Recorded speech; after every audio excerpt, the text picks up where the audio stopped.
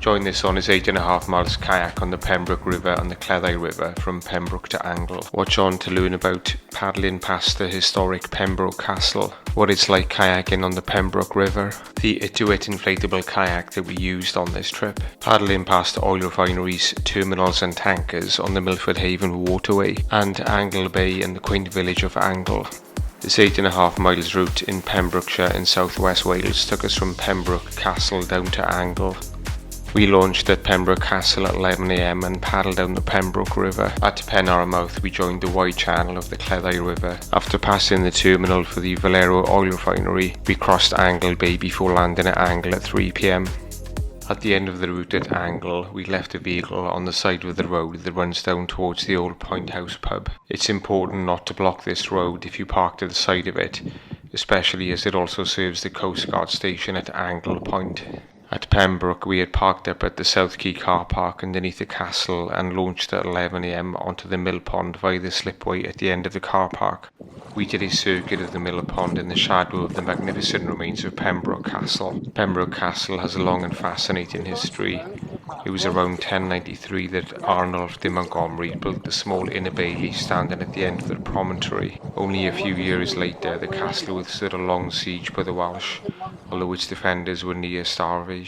In 1148, Richard de Clare, known as Strongbow, became Earl of Pembroke, and he transformed the original wooden Norman Hall into a two-storey stone building. In 1189, the castle passed into the hands of William Marshall, who transformed the earth and timber structure into a powerful stone fortification, beginning with the magnificent Great Keep in 1201. In 1247, the castle passed into the hands of the Valence family, who strengthened the castle by building the high stone walls and towers, and also fortifying the town of Pembroke, creating a ring of walls with 3 main gates. Pembroke Castle is also famous as the birthplace of Henry Tudor, who became Henry VII and inaugurated the Tudor line of monarchs. The mill pond which surrounds Pembroke Castle served an ancient corn mill powered by the tidal flow of the inlet, which was built soon after the castle was founded and granted to the Knights Templars in 1199. The mill pond, no doubt, also served as a larger moat to help strengthen the castle's defences. As we completed our circuit of the mill pond, we approached the large embankment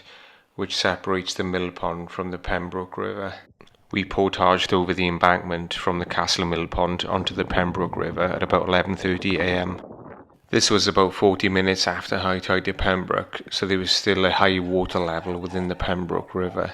We planned to paddle downstream from Pembroke to Angle with the outgoing tide. The Pembroke River, like many of the tributaries of the Milford Haven and the Cleddau River, largely empty towards low tide, with the result that they become large expanses of mudflats, leaving only a relatively narrow channel to paddle in. If you paddle this same route from Pembroke to Angle, then ideally you want to be launching onto the Pembroke River relatively near to high tide to make sure that the water level will be high enough to avoid a very muddy launch. And also, of course, you will then be paddling downstream with the outgoing tide. Both the Pembroke River and the Cleddau River are very tidal waterways, and you should therefore paddle in the same direction as the tide when kayaking them. This was my very first paddle on the Pembroke River, which flows for about 3 miles from Pembroke down to Penarmouth Point, where it joins the much wider lower Cleddau River. The Pembroke River is a pleasant waterway to paddle 2 to 3 hours either side of high tide, but as I already stated, much of it will become mudflats 2 hours or so either side of low tide when the water level is much lower. On this trip we used a 2 or 3 person version of the Itiwit X100 inflatable kayak. The Itiwit X100 kayak has a high pressure drop stitch floor and lower pressure side tubes. It is just over a metre wide at the widest point in the middle, and is therefore a very stable inflatable kayak. However, the trade-off for the stability is that it's a relatively slow kayak and does not track that well. You can improve the tracking on the Itiwit X100 by using the longer orange sup fins, which are also compatible with this kayak, instead of using the shorter black fins that the kayak comes with. I've done a full review of the 2 or 3 person model of the Itiwit X100 kayak on the product reviews playlist of my channel. Although it's called a 2 or 3 person kayak, it can in fact only accommodate up to 2 adults, although a young child could fit in the middle between them.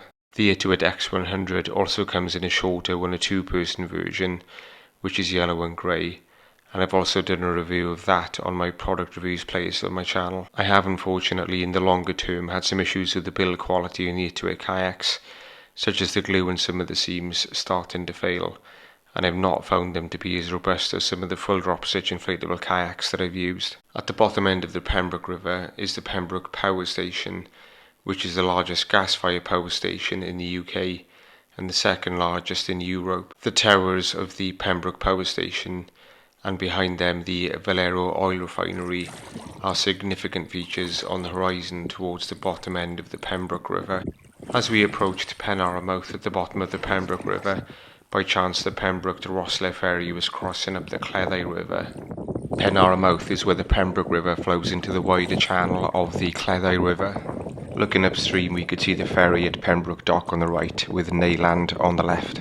As we paddled through Pembrokeshire onto the Cleddau River, we turned downstream in the direction of Angle. The Cleddau River comprises a wide waterway which winds its way through South Pembrokeshire. The lower section of the Cleddau River downstream of Pembroke Dock is also known as the Milford Haven Waterway. However, I tend to collectively refer to all of the river system as the Cleddau. Downstream of Pigton Point, where the eastern Cleddau and the western Cleddau meet, the Cleddau is also known as the Dau Cleddau or Two Cleddaus. The western Cleddau can be paddled between Pigton Point and Haverfordwest. The eastern Cleddau can be paddled between Pigton Point and Caniston Bridge. The Pembroke River, which we paddled on this trip, can be paddled between Pembroke and Pembrokeshire. The Kayak River can be paddled between Lawrenny Quay and Pembroke Castle. Finally, the Creswell River branches off from the Kayak River and can be paddled between Blackmixon Pool and Creswell Quay. There are also a number of other smaller inlets and pills, some of which are in fact quite large, such as Cosheston Pill and Westfield Pill. The Cleddau River and its tributaries extend to over 40 miles of tidal waterways and can provide some great paddling. I'm uploading videos of my kayaks on the Cleddau River and its tributaries to the Cleddau River playlist of my channel. Where the trips have been downstream of the Cleddau Bridge, then I've also uploaded them to the Pembrokeshire section of the Wales Coast playlist of my channel. We paddled along the south bank of the lower Cleddau River, which along this section is, as I said, also known as the Dau Cleddau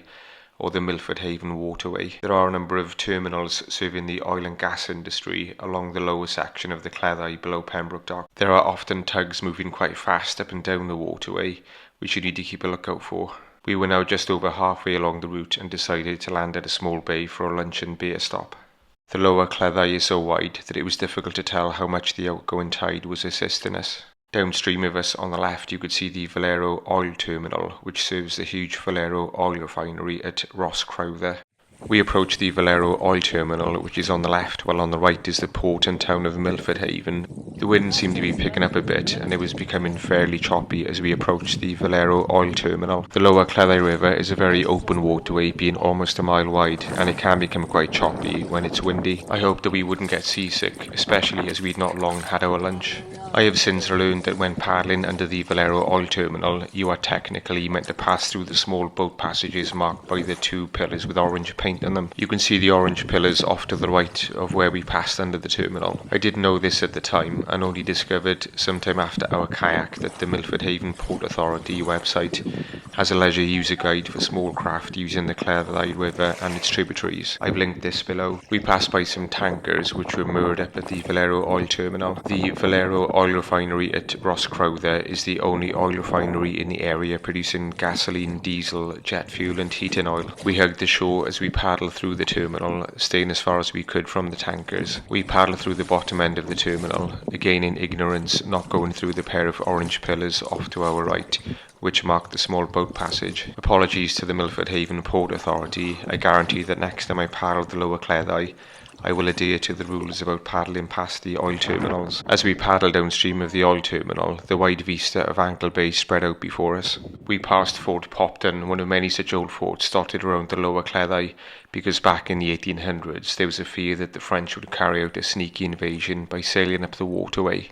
On this trip we left a vehicle at either end of the route. If you only had one vehicle, then as of the date of this video in October 2025, Bus 487, known as the Coastal Cruiser, runs between Angle and Pembroke a few times a day. The other alternative would be to paddle this as a circular 17 miles route from Angle to Pembroke with the incoming tide, and then paddle back downstream to Angle with the outgoing tide. This view looks back upstream from Angle Point with Milford Haven on the left. You can see the oil terminal we paddled under and then the Valero oil refinery. You can see the wide sweep of Angle Bay that we paddled across. The large white building coming into view is the old Point House, an excellent pub which dates back to the 16th century and was the haunt of pirates and smugglers. At 3 PM we had a rather muddy landing at Angle, near to the old Point House pub. If you enjoyed the video then please give me a thumbs up and consider subscribing by clicking on the right above. Click on the right below to be taken to the playlist of videos of my other trips on the Cleddau River. Click on the left below to be taken to the playlist of videos of my other trips along the Pembrokeshire section of the Wales coast.